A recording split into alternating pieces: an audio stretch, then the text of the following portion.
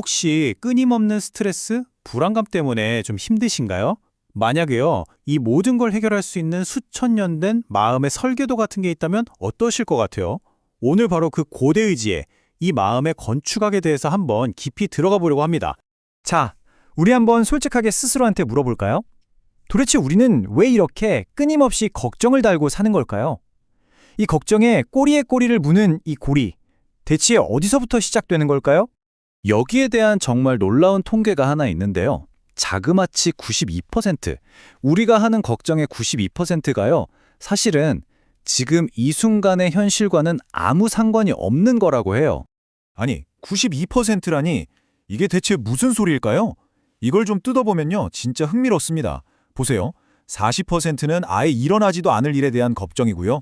30%는 이미 지나가서 바꿀 수도 없는 과거에 대한 후회예요. 그러니까 결국 우리 에너지의 대부분을 잊지도 않은 미래랑 돌이킬 수 없는 과거에 쏟아붓고 있다는 거죠.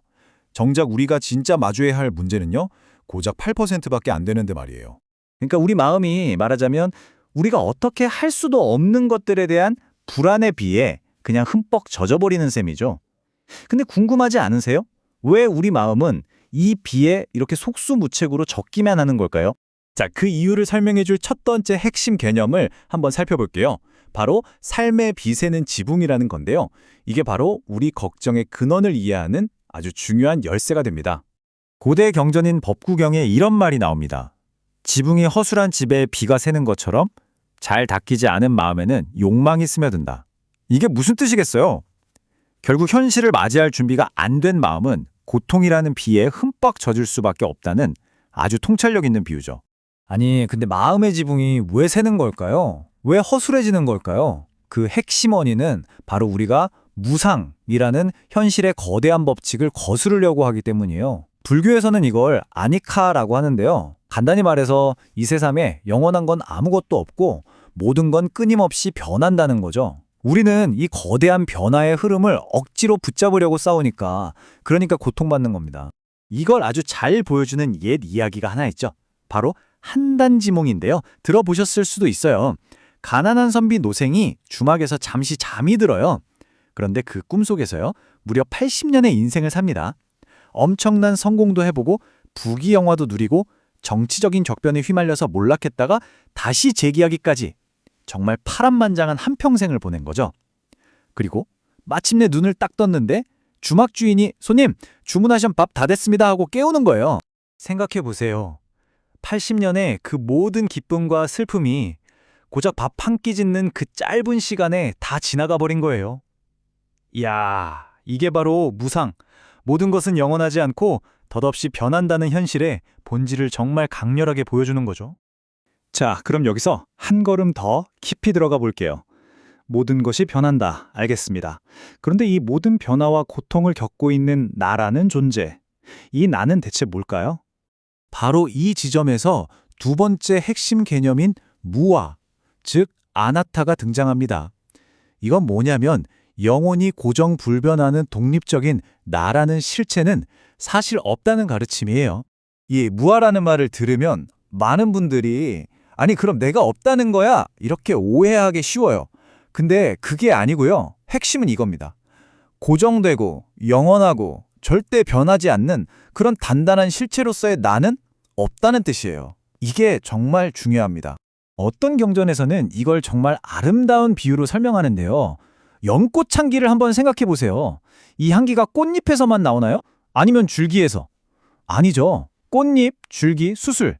이 모든 게 어우러져서 그냥 꽃의 향기가 되는 거잖아요. 나라는 존재도 똑같다는 거예요. 우리의 몸, 생각, 감정, 기억 같은 여러 요소들이 잠깐 모여서 나라는 현상을 만들어내는 거지. 그 안에 나라고 콕 집어서 말할 수 있는 영원한 알맹이는 없다는 거죠. 자, 이제 퍼즐이 맞춰집니다. 우리의 고통이 바로 여기서 시작되는 거예요. 세상 모든 것은 강물처럼 끊임없이 흘러가는데 무상. 우리는 그 흐르는 강물 속에서 나라는 절대 변하지 않는 단단한 돌멩이가 있다고 착각하고 그걸 필사적으로 꽉 붙들려고 하는 거죠. 이 거대한 착각, 이 흐름에 대한 필사적인 저항, 이게 바로 우리 괴로움의 진짜 정체인 겁니다. 자, 그럼 이제 문제 진단은 끝났습니다. 그럼 이제 뭘 해야 할까요? 실질적인 해결책으로 넘어가 봐야죠. 어떻게 하면 이 줄줄 새는 우리 마음의 지붕을 튼튼하게 다시 지을 수 있을까요? 아까 봤던 그 법구경 구절 기억나세요? 거기에 딱 반대되는 버전이 있습니다. 지붕이 튼튼한 집에는 비가 스며들지 못하듯 잘 수행된 마음에는 욕망이 스며들지 못한다. 바로 이거예요. 이게 우리가 가야 할 목표입니다. 어떤 비바람에도 끄떡없는 회복력 있는 마음 말이죠. 여기서 오해하면 안 되는 게 감정이 아예 없는 로봇처럼 되자는 게 절대 아니에요. 핵심은 이겁니다. 슬픔이나 분노 같은 해로운 감정이 비처럼 쏟아질 때 그게 마음에 스며들어서 우리를 흠뻑 적시는 게 아니라 마치 연잎 위에 떨어진 물방울처럼 또르륵 그냥 굴러 떨어지게 만드는 것. 그런 마음의 힘을 기르는 거예요. 그럼 그 힘을 어떻게 기를 수 있을까요? 마음의 지붕을 보강하는 아주 실용적인 4단계 방법이 있습니다. 첫째, 일단 인정하는 거예요. 아, 내가 변화를 거부하고 저항하기 때문에 괴로운 거구나 하고요. 둘째, 그 원인을 파고드는 거죠. 이 괴로움은 모든 게 영원하길 바라는 내 집착과 갈망 때문이구나. 이걸 이해하는 겁니다. 셋째, 깨닫는 단계입니다. 아하, 이 집착만 내려놓으면 고통도 끝나겠구나 하고요. 그리고 마지막 넷째는 실제로 행동하는 겁니다. 마음 챙김 명상 같은 수행을 통해서 현실을 왜곡 없이 있는 그대로 바라보는 연습을 꾸준히 하는 거죠. 자, 이제 거의 다 왔습니다. 그럼 이 모든 원리들을 머리로만 이해하는 게 아니라 우리 실제 일상 속에서 어떻게 써먹을 수 있을까요? 이 변화무쌍한 세상 속에서 나만의 평화로운 안식처를 찾는 법, 지금부터 알아보겠습니다. 우는 할머니라는 아주 유명한 이야기가 있죠. 한 할머니가 맨날 우는 거예요. 왜 우시나 봤더니 쨍하고 해가 뜨면 우산장수딸 장사 망칠까 봐 울고 주룩주룩 비가 오면 집신장수딸 장사 망칠까 봐 우는 거예요. 어느 쪽이든 걱정거리인 거죠. 근데 어떤 나그네가 지나가다 할머니한테 이렇게 조언을 해줘요. 할머니, 생각을 한번 바꿔보세요. 그 뒤로 어떻게 됐을까요? 맑은 날에는 아이고 우리 집신장수딸 돈 많이 벌겠네 하고 기뻐하고 비 오는 날에는 아이고 우리 우산장수딸 신났겠네 하고 기뻐하게 됐다는 이야기입니다. 이 이야기가 우리에게 뭘 말해주고 있을까요? 정말 명확하죠? 세상은 하나도 안 바뀌었어요. 맑은 날은 여전히 맑고 비 오는 날은 여전히 비가 와요.